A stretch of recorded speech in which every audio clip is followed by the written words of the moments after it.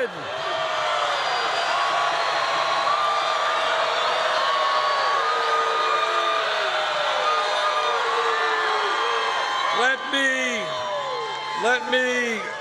Let me begin by thanking all of you. What a fantastic turnout. Thank you so much.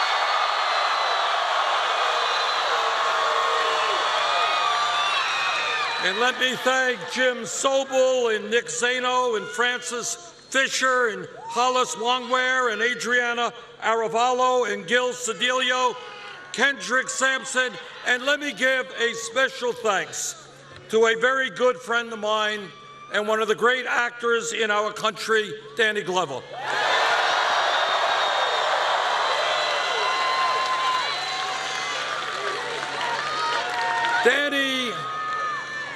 Danny is not only an extraordinary actor, but as many of you know, he has spent his entire adult life fighting for economic justice, social justice, racial justice. Danny, thank you for all that you've done.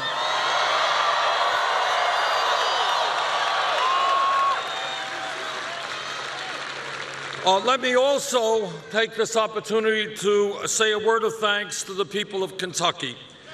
In a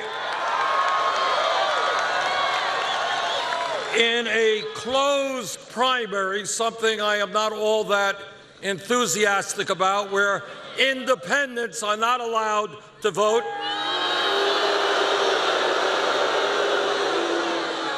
where Secretary Clinton defeated Barack Obama by 250,000 votes in 2008, it appears tonight that we're going to end up with about half of the delegates from Kentucky.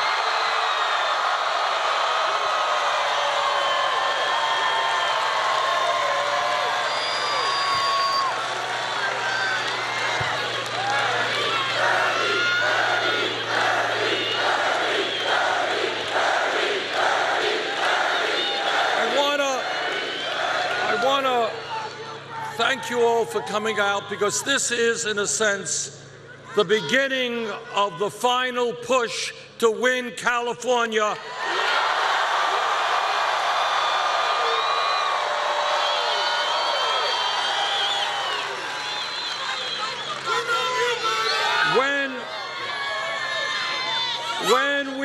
And by the way, I should tell you that there are a lot of people out there, many of the pundits and politicians, they say Bernie Sanders should drop out.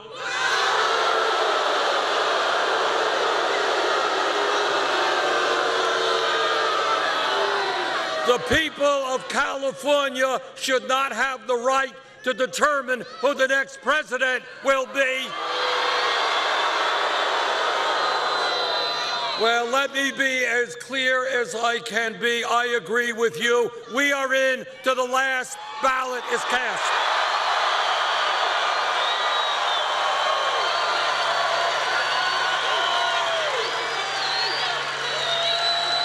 You know, when we began this campaign a little over a year ago, we were 60 points behind Secretary Clinton in the polls. We had no political organization, no money, very little name recognition. The media and the pundits determined that we were a fringe candidacy. And nobody thought that this campaign was going anywhere. And on top of all of that, we were taking on the most powerful political organization in the country, an organization that elected Bill Clinton twice and ran a strong campaign for Hillary Clinton in 2008. Well, a lot has changed in the last year.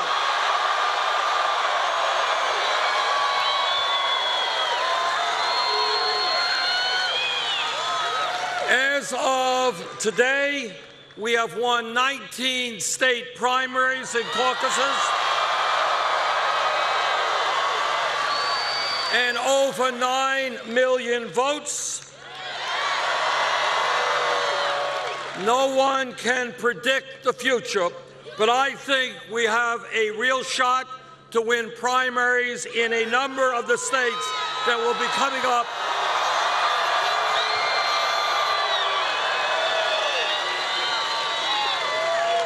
And don't tell Secretary Clinton she might get nervous. I think we're going to win here in California.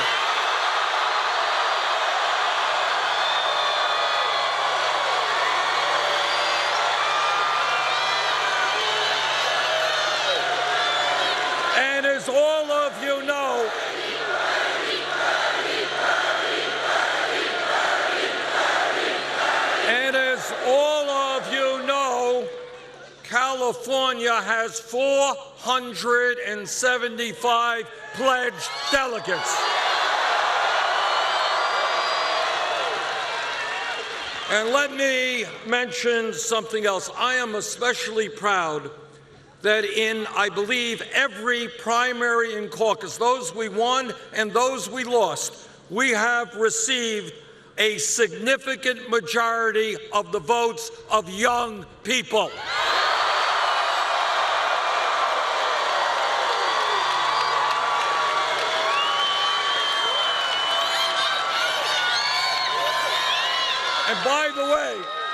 And by the way, you know, one of the things about getting older, the older you get, you know,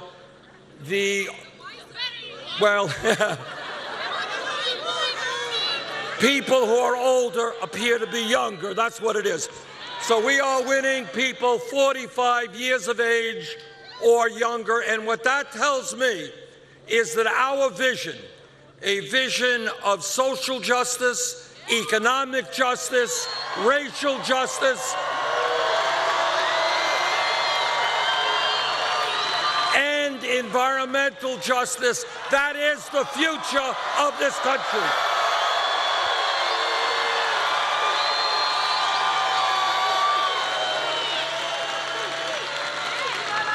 As of today, I am proud to tell you that taking on virtually the entire Democratic establishment, almost all of the senators, the members of the House, mayors, governors, we have won over 45% of the pledged delegates.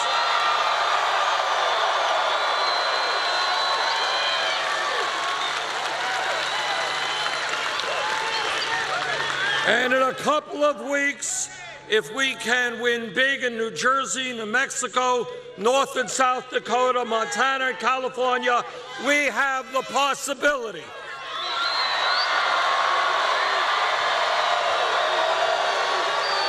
it will be a steep climb, I recognize that, but we have the possibility of going to Philadelphia with a majority of the pledged delegates.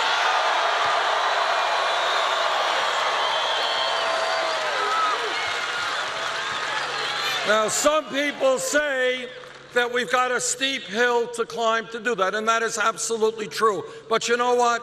Together, we have been climbing that steep hill from day one in this campaign. And we're going to continue to fight for every last vote until June 14th, and then we're going to take our fight into the convention.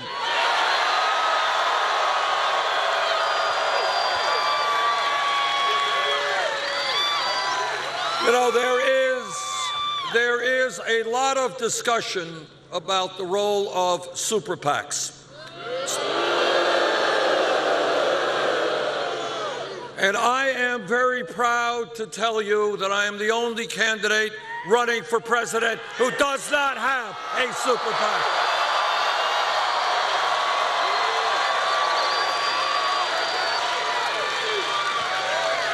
We made a decision when we began this campaign that we were not going to beg Wall Street or corporate America or billionaires for campaign contributions.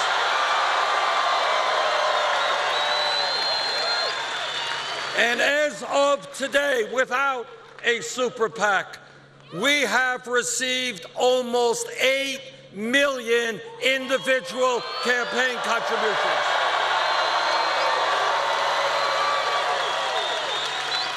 Anybody know what that average contribution is? That's right.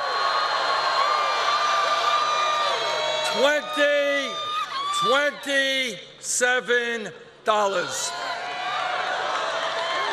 And what that shows the world at a time when big money is dominating our political process, that you can run a strong, winning national campaign without begging billionaires for campaign contributions.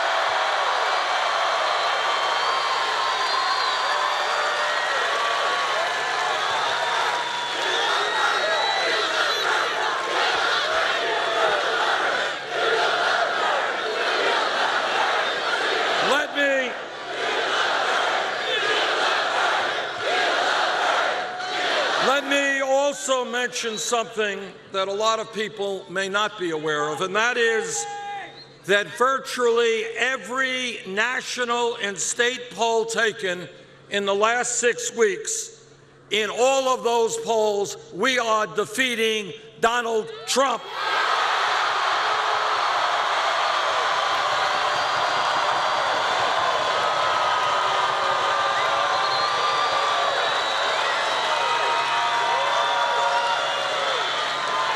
And not only are we defeating Trump in most cases by double digits, in almost every case,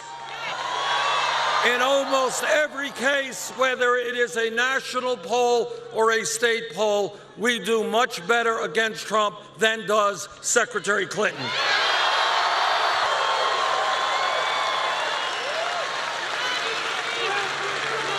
A poll just came out, I think it was yesterday, in the state of Georgia, not a very good state for us. Trump was beating Secretary Clinton by 4 points. We were beating him by 5 points.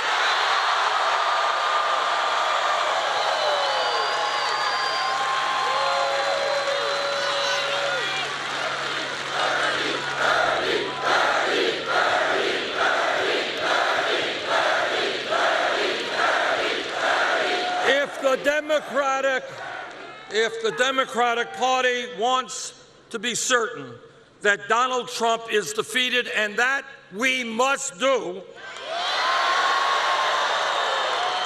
we together are the campaign to do that.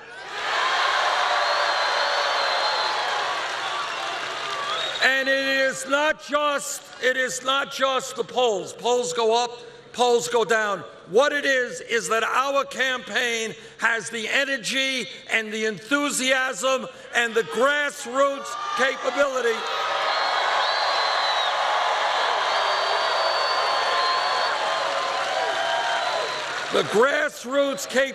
to make certain that in November, in the general election, we have a huge voter turnout.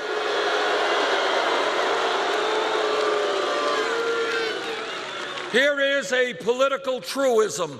When the voter turnout is low and people are demoralized and don't come out to vote, Republicans win. When there is excitement and energy and people are prepared to stand up and fight back, progressives and Democrats win. That is our campaign.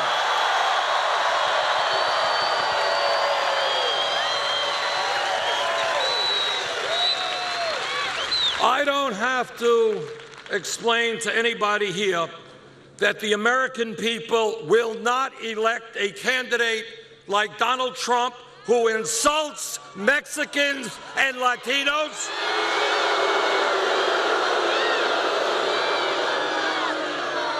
who insults Muslims, who insults women and veterans, and who, as a leader of the so-called birther movement, tried to delegitimize the presidency of our first African-American president.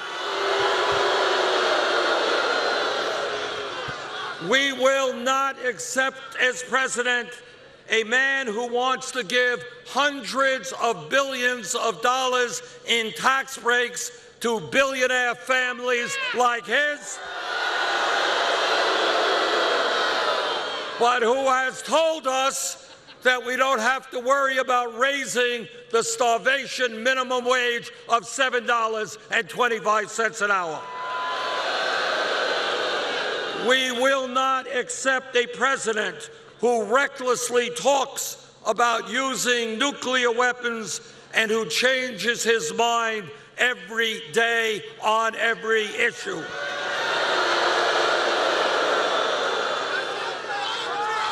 Let me also say a word to the leadership of the Democratic Party.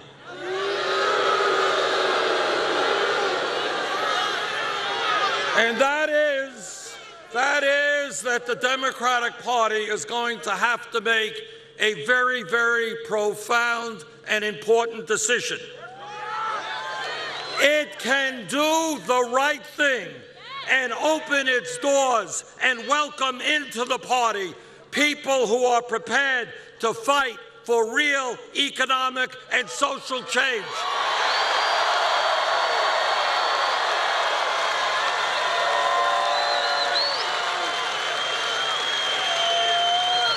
That is the Democratic Party I want to see, bringing in people who are willing to take on Wall Street, to take on corporate greed, and to take on a fossil fuel industry which is destroying this planet. So I say to the leadership of the Democratic Party, open the doors, let the people in.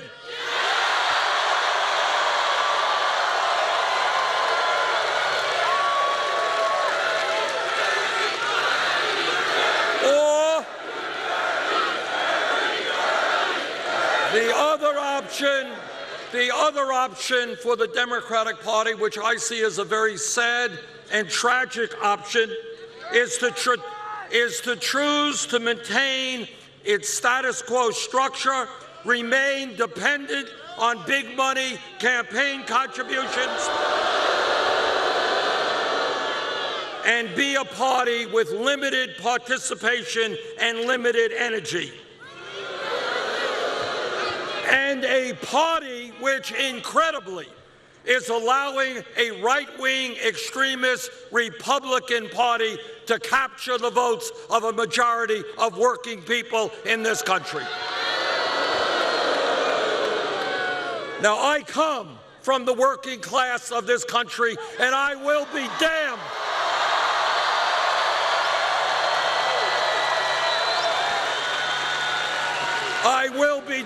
if we will allow the Republican Party, whose job is to represent the rich and the powerful, to win the votes of working class Americans.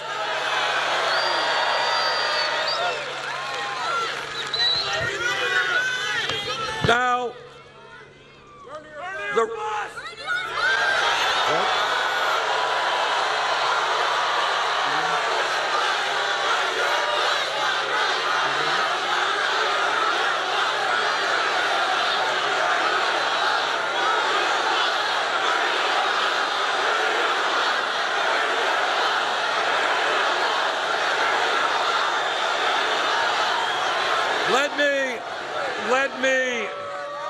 let me say a word about why I think this campaign is doing so well. And you know why?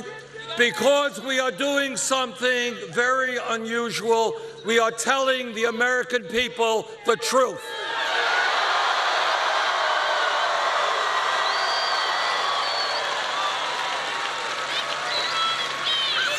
And here is a very important truth. If we as a nation do not get our act together, this great nation is going to slip into an oligarchic form of society where a handful of billionaires control our political and economic life.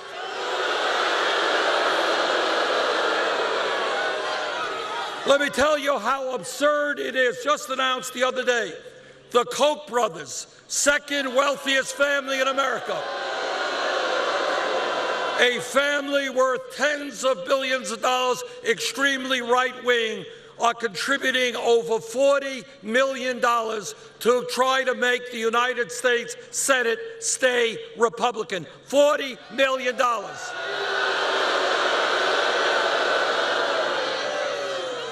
And here is what is even crazier. A guy named Sheldon Adelson, also one of the wealthiest people in America. This is a billionaire who is prepared to contribute huge sums of money to another billionaire named Donald Trump.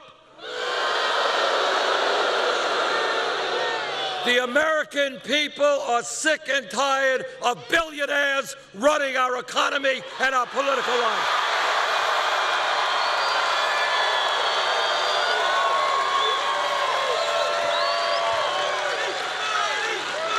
Together, we are going to overturn this disastrous Citizens United Supreme Court decision,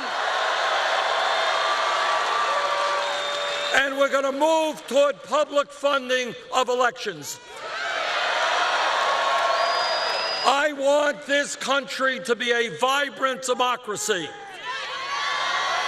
And that means whether you're progressive, conservative, moderate, if you want to run for office, you should not have to beg millionaires for campaign contributions.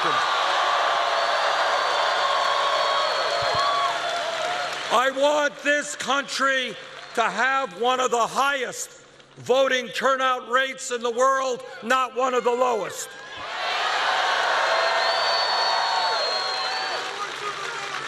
But before we will have the opportunity to defeat Donald Trump, we're going to have to defeat Secretary Clinton.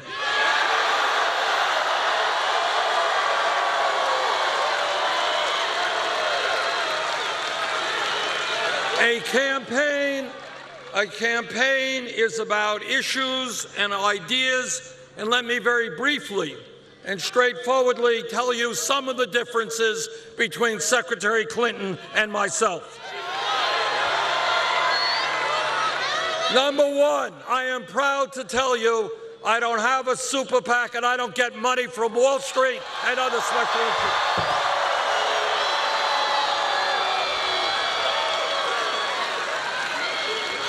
Secretary Clinton has a number of super PACs. And in the last filing period, reported receiving $15 million from Wall Street. Our job is to take on Wall Street, not to take their money.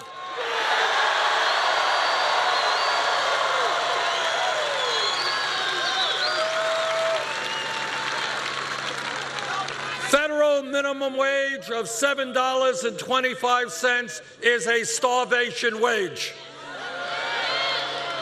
Secretary Clinton wants to raise that to $12 an hour. That's okay, but it is not good enough.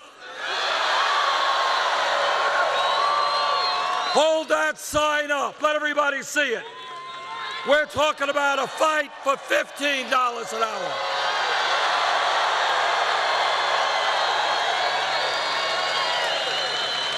And I'm proud to tell you, I have been on the picket line with those workers.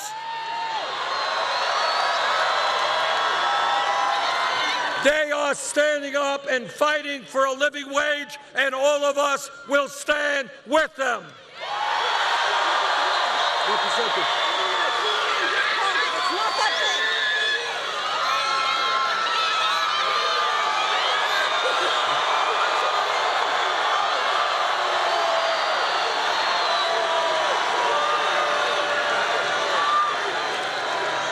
My wife just tells me that CNN has called Oregon for Bernie Sanders.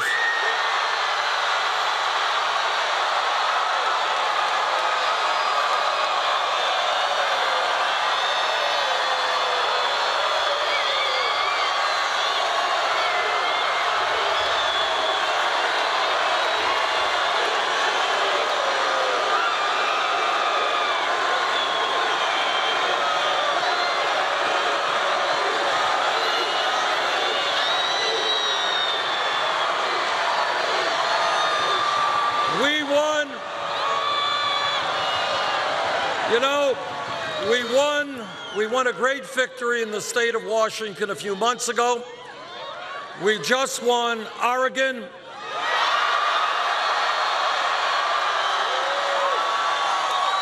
And we're going to win California.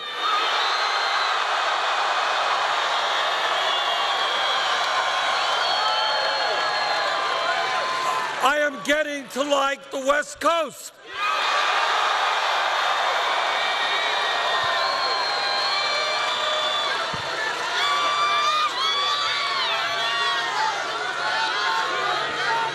This campaign, when we talk about equitable wages, it is not just, as you know, raising the minimum wage to a living wage. It is also ending the disgrace of women making 79 cents on the dollar compared to men.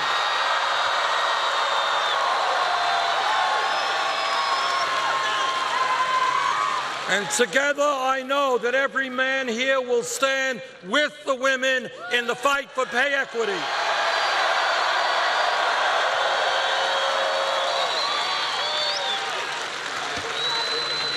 I am a member of the U.S. Senate Committee on the Environment.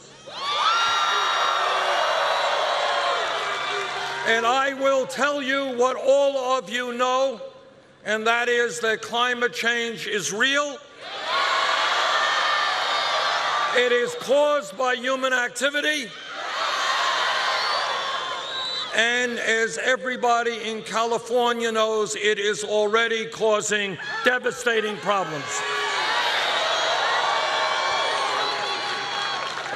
You in California have witnessed the devastating impact of climate change with your own eyes.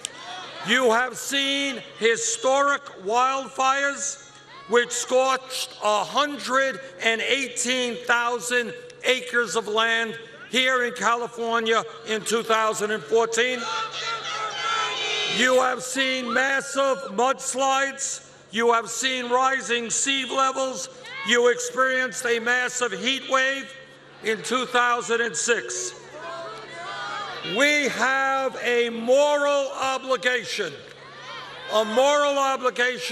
to transform our energy system away from fossil fuel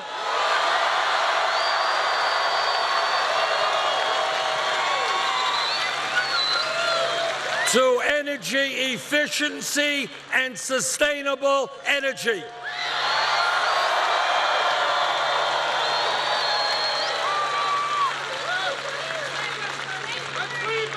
In my view, if we are prepared to be aggressive in transforming our energy system, we need a tax on carbon.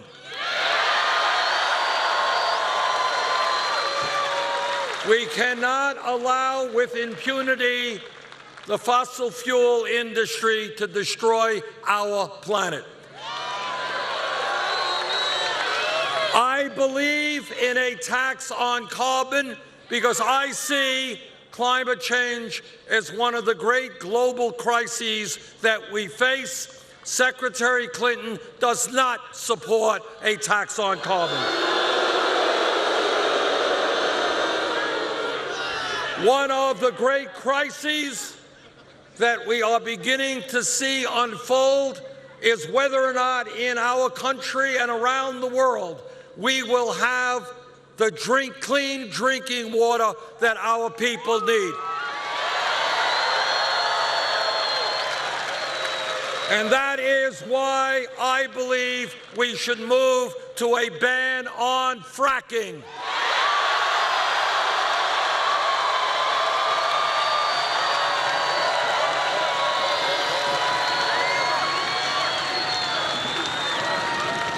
That is my view. Unfortunately, it is not Secretary Clinton's view. In fact, when she was Secretary of State, she pushed fracking technology onto countries around the world.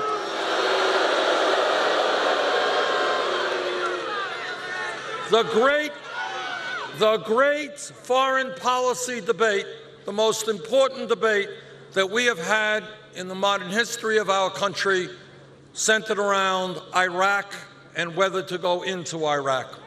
I listened very carefully to what President Bush and Dick Cheney and the others had to say. I voted against that war.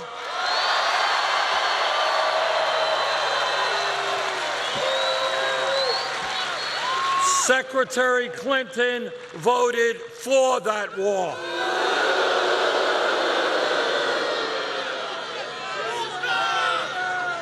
I believe that when you have a handful of large financial institutions on Wall Street, institutions who have a business model of fraud, institutions which, through their illegal behavior and their greed, drove this country into the worst economic downturn since the Great Depression, I believe that now is the time to break them up.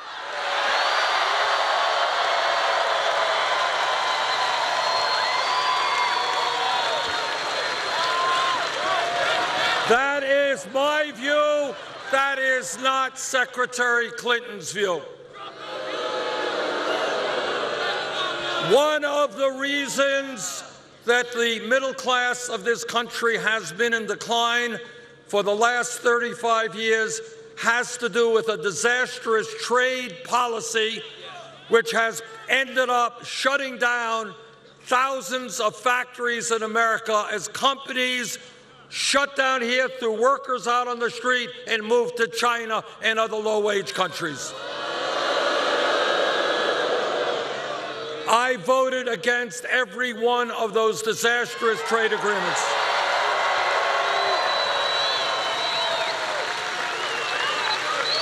Secretary Clinton supported almost all of them.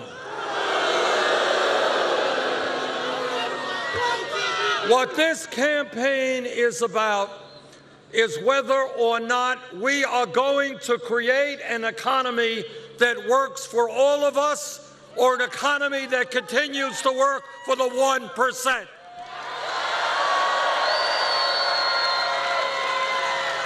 It is not acceptable to me that in America today we have more income and wealth inequality than any other major country on earth. It's worse now than at any time since 1928. It is not acceptable that the top 0.1% now owns almost as much wealth as the bottom 90%. It is not acceptable to me that in my state of Vermont and here in California and all over this country, we have millions of people who are working not one job, but 2 jobs and 3 jobs to cobble together the income and health care they need. And yet when mom works, dad works, and the kids work, it ends up that 58% of all new income goes to the top 1%. That is not acceptable.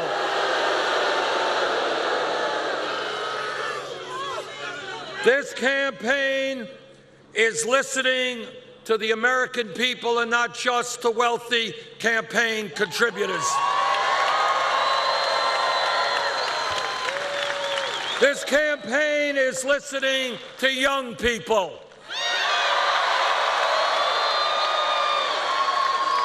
And young people are asking me, how does it happen that when they do the right thing, when they go out and get the best education they can, they end up $30,000, $50,000, $70,000 in debt?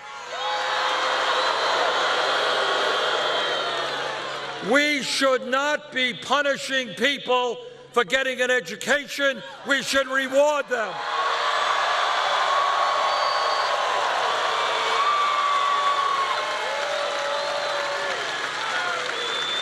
40, 50 years ago, if you had a high school degree, you were in pretty good shape. You could go out, get yourself a good job. Those days, by and large, are gone. We have a changing economy, changing technology, and a changing global economy. We need to have the best educated workforce in the world.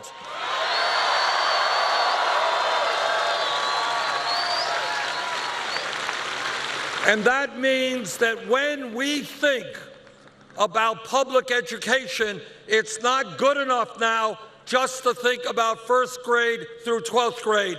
We need to make public colleges and universities tuition-free.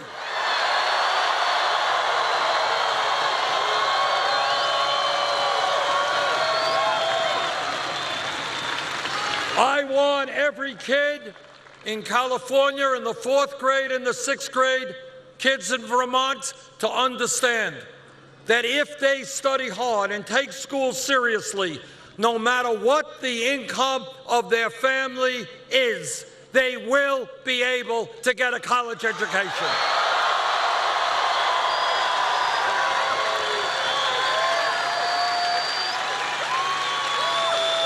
How many people here are carrying student debt right now? I have talked to people all over this country, people $50,000, $100,000 in debt. For what crime did they commit? That they went out and got a decent education. That is crazy stuff. So we are going to give people with student debt the right to refinance their loans at the lowest interest rates they can buy.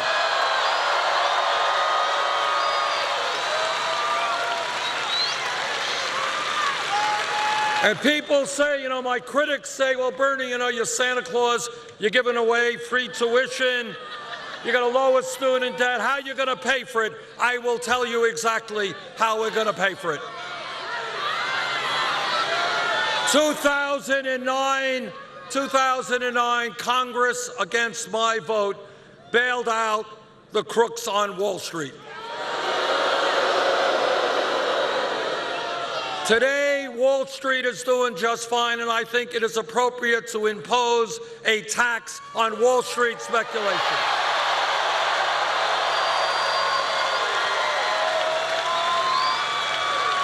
And that tax will more than pay for free tuition at public colleges and universities and lowering student debt.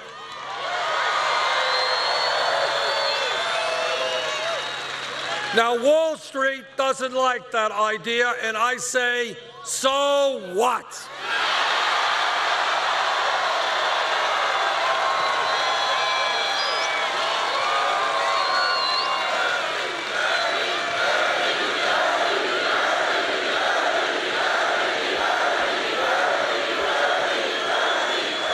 If we win this election, Wall Street and the other people who now run this country are going to learn a very profound lesson, and that is they will not continue to get it all.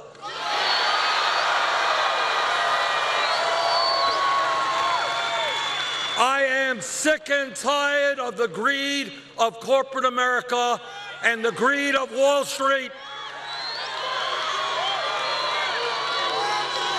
We need a new moral compass in this country.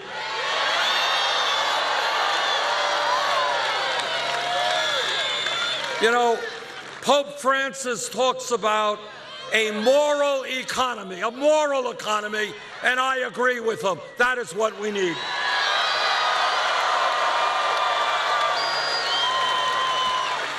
This campaign is listening to our Latino brothers and sisters.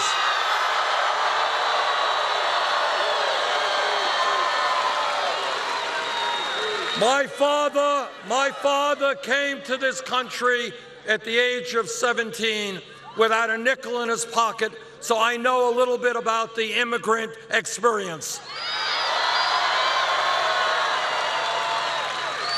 There are 11 million undocumented people in this country today.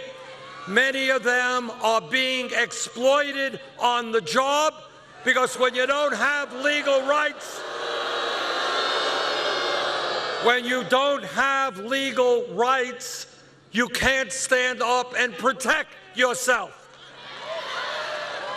And that is why I believe we must pass comprehensive immigration reform and a path towards citizenship.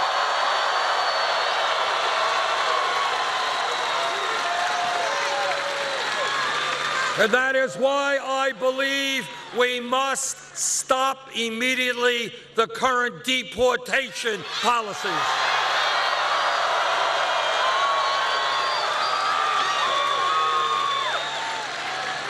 And if Congress does not do its job, I will use the executive powers of the presidency to do what's right.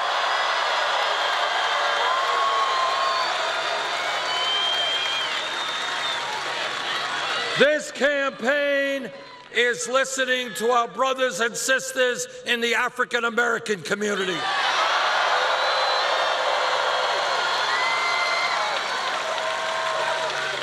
And they are asking me a very simple but important question. How does it happen that this country has trillions of dollars to spend on a war in Iraq we never should have gotten into, but somehow we don't have the available funds to rebuild our inner cities?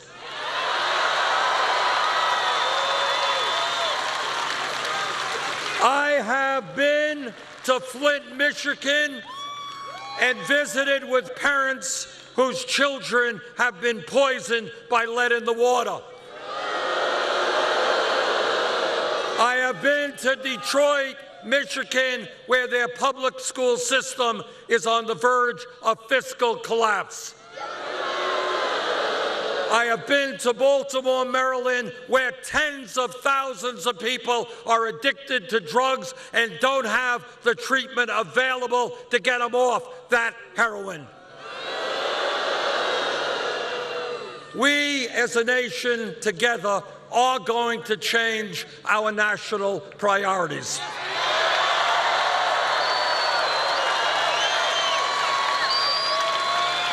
We are going to rebuild our inner cities, build affordable housing, create decent schools for our children.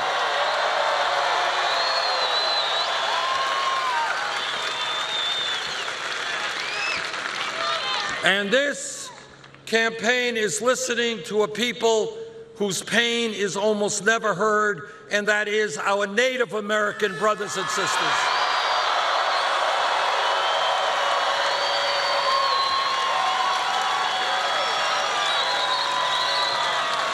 We owe the first Americans a debt of gratitude that we can never repay.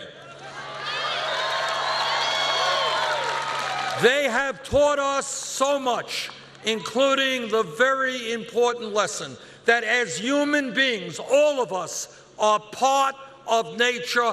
We must live with nature.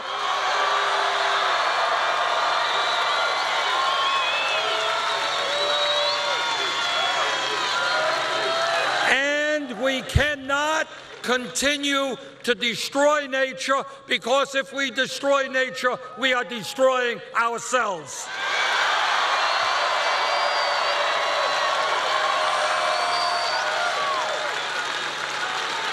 Together, this campaign and our presidency are going to reform a broken criminal justice system.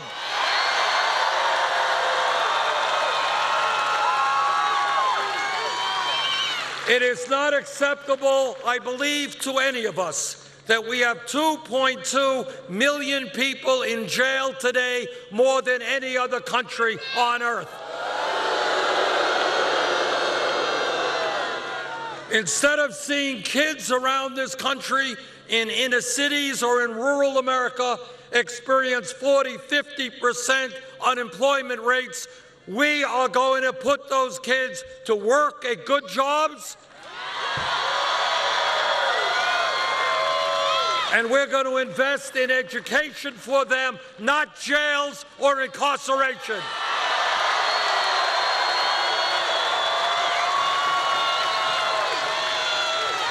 We want this country to be the best educated country on earth, not the country with more people in jail.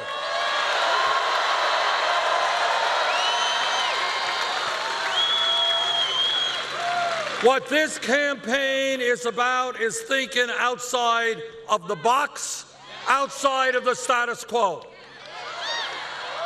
Every other major country on earth, whether it's the United Kingdom, France, Germany, Scandinavia, Canada, every major country guarantees health care to all of their people as a right.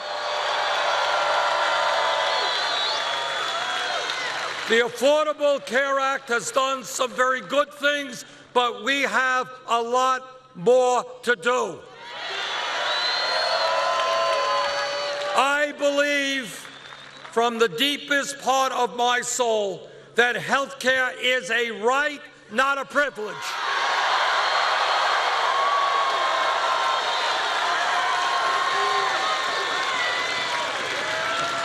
Today, we have 29 million people with no insurance, even more who are underinsured with large deductibles and co-payments, and every one of us is getting ripped off by the greed of the drug companies. Pharmaceutical industry charges us by far the highest prices in the world for the medicine that we need. And by the way, on the ballot in November here in California, you're going to have a proposition making sure that California can control the outrageously high cost of prescription drugs.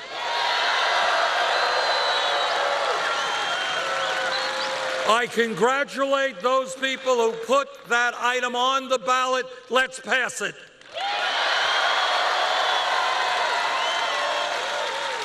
Together, we will end the fact that we are the only country, major country without health care for all, that we pay far, far more per capita for health care than any other country. We're going to end that by passing a Medicare for all health care system.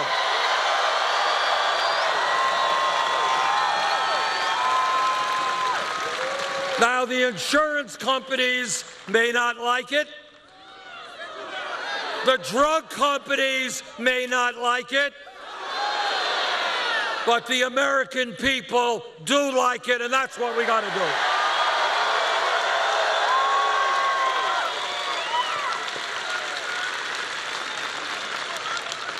This campaign understands a very, very important historical lesson, and that lesson is that no real change has ever occurred in our country from the top on down. It has always been from the bottom on up.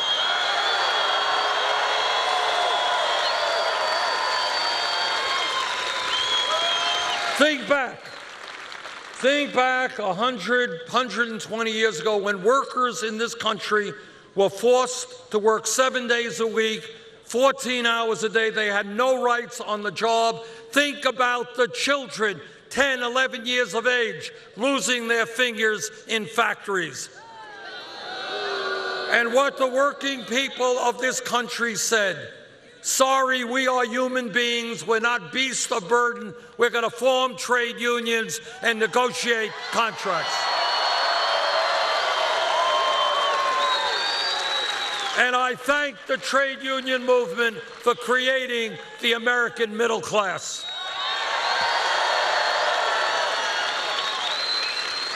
Think about 150 years ago, in the midst of the abomination of slavery, there were African Americans and their allies who were prepared to go to jail, to get beaten, to get lynched, who stood up and said, the day will come in this country when we will end racism and bigotry and segregation.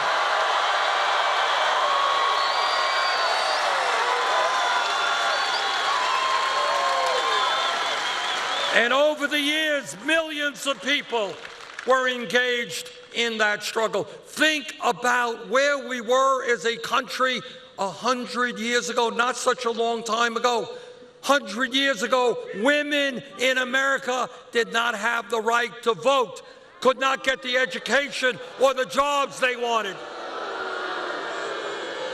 But women stood up and fought back.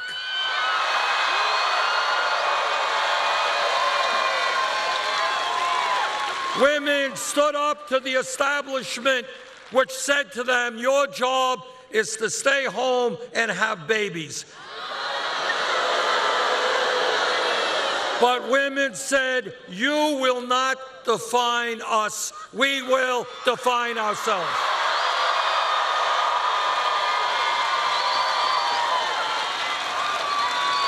And women and their male allies said loudly and clearly, women in America will not be second-class citizens.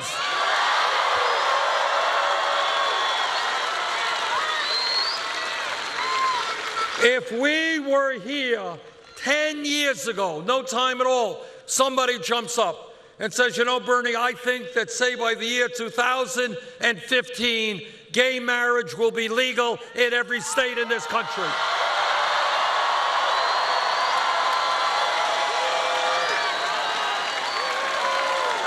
If somebody said that, the person next to her would have said, you are nuts. Wouldn't happen. But what happened is the gay community and their straight allies stood up against incredible bigotry.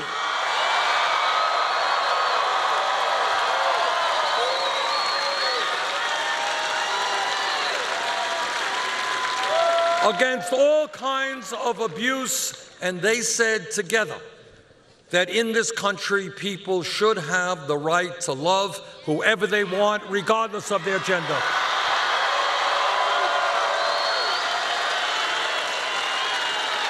And let me give you a more contemporary example. If 5 years ago somebody here stood up and said, Bernie, you know, this $7.25 minimum wage, that's really awful, it's terrible, we got to raise it to $15 an hour. The person next to him would have said, $15 an hour? You are nuts. You're thinking too radically. You're an extremist. But then what happened, and we got some of them here, workers in the fast food industry went out on strike.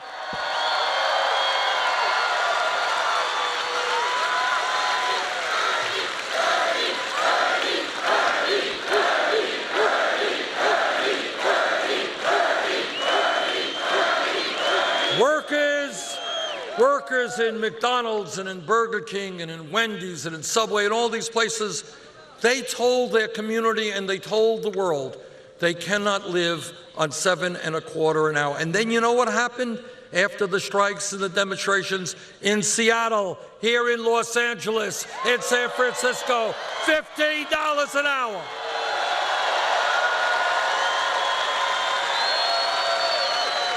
And if I have anything to say about it, and I will as president, $15 an hour in every state in this country.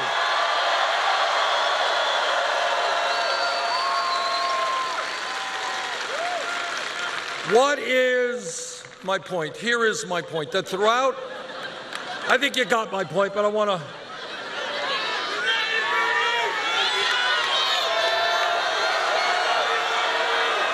you to think about this. Throughout history, people looked around them. And if they were a worker working 7 days a week with no power, they saw that as being unjust, unfair. They stood up and they fought back. In the days of terrible segregation and slavery, people said, America will not be racist. Women fought back. The gay community fought back. Low-income workers fought back.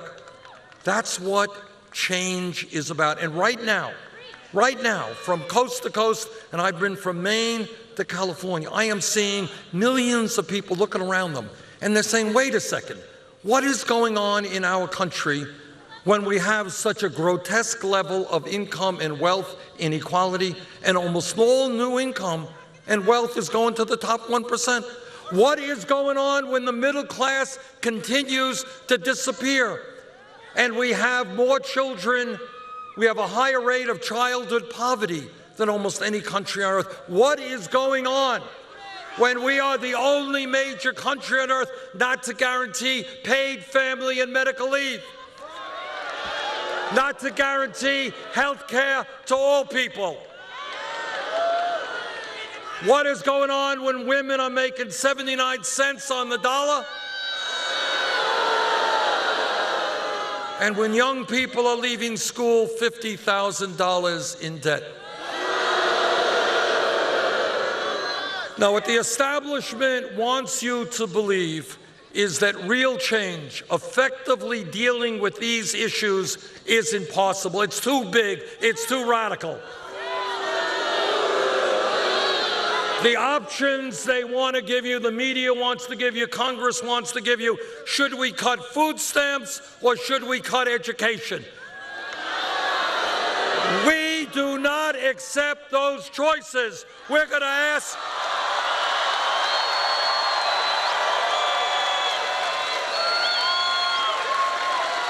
at a time of massive income and wealth inequality, we are going to tell the wealthiest people and the largest corporations they are going to start paying their fair share of taxes.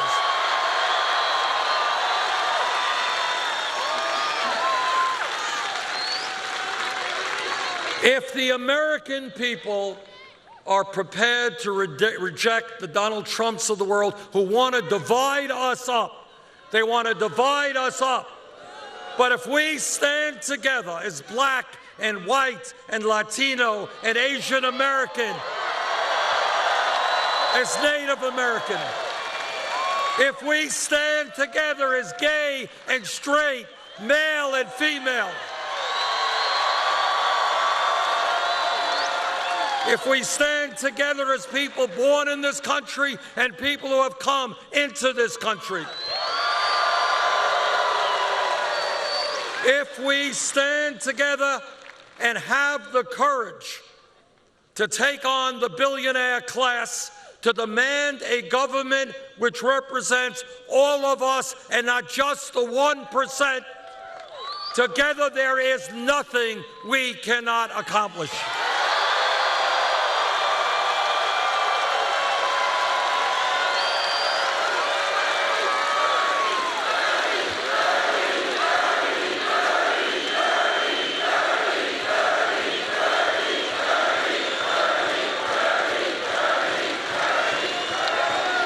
As all of you know, in a few weeks there is going to be an enormously important primary here in California. And what I have found throughout this campaign is we win primaries and caucuses when the voter turnout is high, we lose when it is low. Let us have in the California Democratic primary the largest voter turnout in the history of the state.